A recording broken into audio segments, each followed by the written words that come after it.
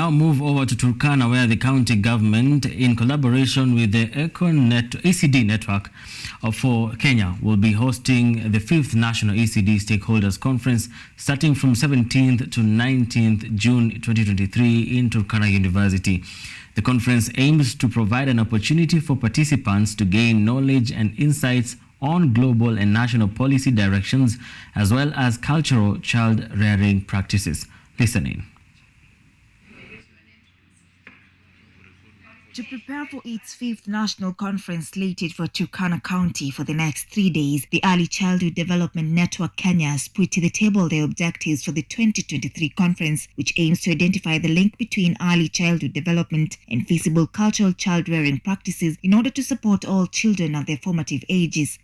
The conference will provide an opportunity for participants to gain knowledge and insights on global and national policy directions, cultural, indigenous, and child-rearing practices, models of good practice for children living in diverse circumstances, community systems engagement, including through enhanced technology use.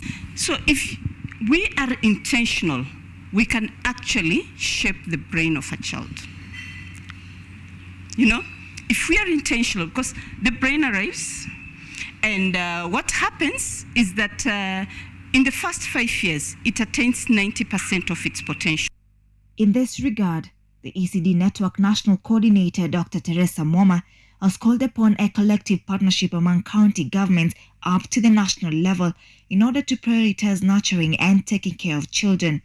The network undertakes to capacity development, research and advocacy, working with national and county governments, civil society organizations, parents and community members to ensure that children access and participate in high-quality early childhood programs based on international best practices.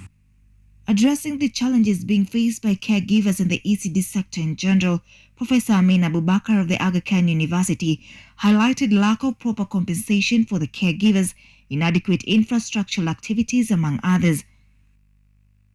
The key challenges are multiple, and they may differ from county to county, but in general, so inadequate facilities, infrastructural facilities is one of the challenges. So if children have to go to very far off, but also another very key challenge is inadequate training for many of the ECD teachers and caregivers, inadequate pay and compensations for most of them, you know, so they don't feel motivated. Last year's ECD conference that was held at the Jaramogi Oginga Odinga University in Siaya County gave a call to the government, political leadership and all relevant stakeholders to endeavor in raising the profile of ECD nurture and care in Kenya by making it a priority agenda, and this year is no different. Anne Odida, KUTV.